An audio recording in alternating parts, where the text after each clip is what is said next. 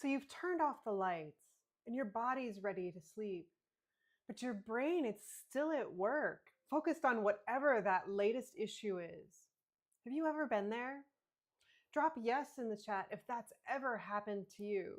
Laying in bed late at night, but your thoughts are still at work and it's got you tossing and turning.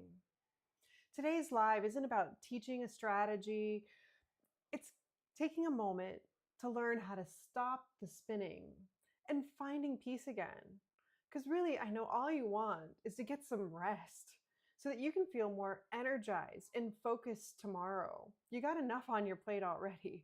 Just getting a little bit of sleep is just so key to being able to get it all done the next day. So stay tuned. I'm going to share a little bit about how God's helped me in my own nights that I've had that are like this. So hi, I'm Sharon McCall. I'm the lead coach at Whispering Fields Wellness, and I help ambitious, high-achieving Christian professionals who are drained and exhausted just from working a bazillion hours. I help them to boost their energy, restore their focus, and reclaim their time so that they have the time and energy to spend with their loved ones and for some self-care and learning to prioritize that. And to be able to do this all while staying successful in your career without the stress and the pressure. So tonight, I'm not going to be giving out any tips, not to disappoint you, but just to create a nice, quiet space, a moment to reflect, and a gentle prayer for you to stop carrying all of this on your own so you can get some sleep at night. So before we get going, when work's keeping you up at night, what is it that you really want? Drop it in the chat. I'd love to hear what you're looking for. Looks like we're going to have a lot more folks catch on the replay. So I will get back to all comments. I look forward to connecting with you in the comments. So please share, even if you're not catching this live. So beyond that though, now let's go deeper. There's something more that's going on than just planning for tomorrow or dissecting the day or thinking about the latest problems. Maybe you want to think about this another way. When your brain, what is the solution that it's looking for? Whenever it finds it, what is it that you want on the other side of it? And since it looks like I'll be having people join on the replay, let me just run through a couple of the things that maybe you're looking for. Is it relief from the mental noise? Just to quiet your thoughts so you can get some sleep? Just to stop the cycle of overthinking? Maybe it's a feeling of safety that you're looking for and calm inside. And with that feeling, then you'll be able to get some sleep. Maybe it's a little bit of reassurance that you haven't done anything wrong and there's no reason for you to doubt what it is that you did earlier in the day or to worry about how tomorrow is going to come up. Or maybe it's a sense that you aren't alone and that God's with you and is answering your prayers along the way. Any of those something that you want more of? So I was talking to somebody recently about one of those nights. Her sleep had been derailed by looking at tomorrow and all sorts of fortune telling. You may be familiar with this. It's not just about scheduling your day. It's going into plan B and plan C for tomorrow. Or if you've got this big heavy meeting and you know that you're going to try and negotiate and convince some of the stakeholders to take a look at this other solution or to give them some news that's not quite so pleasant, you may be running through 15,000 different ways to have this conversation to make sure that you can be successful in that discussion. So when I was talking to her, it got me to thinking about a couple of other scenarios that I'd seen. So, because sometimes people are like her and they just focus on the future. They're always living in the future, whatever's next, and trying to plan ahead and make sure that they've got that. But maybe the thoughts that keep you up at night are more like this other guy that I'd known a while ago. He kept dissecting his day and just going back through what should I have done? Could I have done better? What are different ways I can react? He kept trying to tell himself that he was trying to learn and self-evaluate so he could grow and to being able to truly understand what would be a better way to do this. And part of it was making him feel a little bit more secure because he'd figure out all these different potentials in the way it did come out. Or maybe your pattern's a little bit more like the one that I had. I am a chronic problem solver. I think that there's always one perfect best way to solve something, and so my mind gets caught up on it. And so at night, I would find myself awake late in the evening, just examining an issue from as many different perspectives and angles as possible. And it even got to the point where I really couldn't tell, was I dreaming or was I awake and thinking about it? Because time would just blur as I was staring at the ceiling in that nighttime as it was just drifting in and out. So maybe you've got a different pattern. I just named out 3 common ones that I'm aware of. What type of thought pattern is it that you see? I'd love to know. So when your mind's spinning like this, have you ever noticed that the more that you try and force your thoughts to shut down, that they just don't? You know, I remember and look back on what I do. I'd pray, God, take this away. I just want this to end. Or I'd take a different variation. Please give me the solution to this so I can just get some rest. But I didn't find that happening.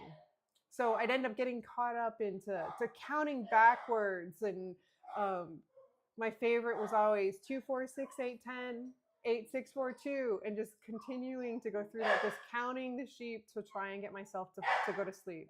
But the thoughts kept pushing through, kind of like the dog barking is pushing through right now. Have you ever been there yourself, where no matter what you tried to do to stop thinking about it, it just didn't happen? So then, how did you get these darn thoughts to stop so you can get some sleep? It took me a little while to figure this one out. So first, it started with realizing that body, mind, spirit, it was all trying to tell me something. It was trying to tell me that this was just the tip of the iceberg. It wasn't truly about what I was thinking about. There was something underneath it. So as you're looking to work through and figure out what is it really that's keeping you up at night so that you can get some rest, you want to look underneath the thoughts a little bit. In essence, think about it as like, if your thoughts are spinning, there's something that's spinning them, just like a motor. So like the motor in your car, it just keeps running. So what's driving your car? What's driving your thoughts to keep going around and around? And that's the part that we want to being able to identify so we can give that to God. So a few examples from the stories that I'd end up sharing so far. She had to figure out what was the protective benefit that she gained by fortune telling and running through everything that might possibly go wrong the next day. When he was dissecting his day and looking at all the alternatives, what was it that he was trying to correct and to understand? Or like when I was problem solving nonstop, what was it that I was really searching for? What was I trying to prove? So as you think about these questions, what is it that you think that's fueling your never-ending thoughts? What's underneath those thoughts and causing them to cycle and to spin? Maybe you feel a little uncomfortable putting something like that into the comments. I'd love to know. Feel free to reach out in a DM. Just let me know. I'd like to being able to continue to help you with this. And what I've realized is once you acknowledge the vulnerability or insecurity, that's the thing that God wants you to give up to him. And as you recognize it and acknowledge that, he's able to then let you rest because he's got that heavy burden, that real vulnerability that you're sharing with him. He knows it's there, the situation, so that you can recognize it and use it to being able to grow closer to him. So maybe the clarity that you really need, it's not coming from thinking harder, finding the right solution. Maybe it comes from feeling safe enough to stop thinking. Oh, they are going on loud, aren't they?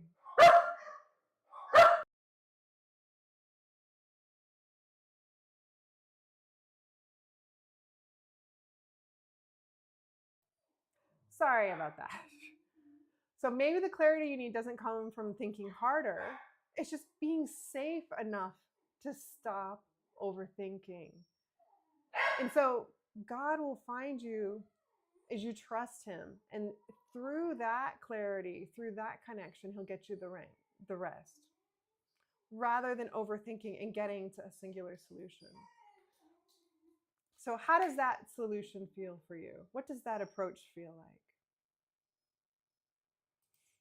So as I come to the end of today's session, I really hope that you have found a little bit of peace and a little bit of clarity to help you. So, going for inspiration from Psalm 4:8. In peace I will lie down and sleep. For you alone, Lord, make me dwell in safety. That line, you alone make me dwell in safety. It hits different when you realize that you've been trying to think yourself into safety, trying to mentally come up with all the right solutions. But real rest, it doesn't come from having all of the answers. It comes from trust. So what can you trust to God today so you can get some rest? So can we pause and pray together for a moment?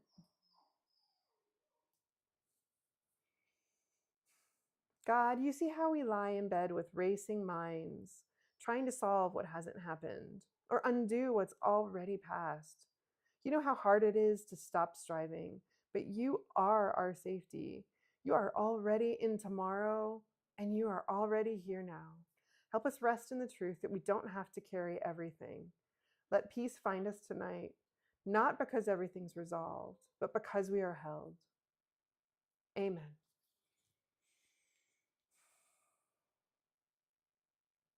If tonight felt like something your soul needed, a chance to kind of snuggle in and to look underneath what's swirling around on top, the kind of space that you need to reflect and to reconnect with peace, then maybe you're ready for a deeper conversation. I'd love to invite you to book a work stress solution session call with me. We'll talk about where the stress has crept in from work and what it would feel like to live, work, and rest with more clarity and calm. So thanks for being here today, and I apologize for all the noise of the puppies. Clearly, there's something really exciting going on in the backyard. I hope this helped you find a little bit more peace and feel a little bit more held by God. Next month, we'll be talking a lot in all of the different weekly sessions about reclaiming rest, building stronger foundations for success. And so until next time, have a peaceful night and a blessed day.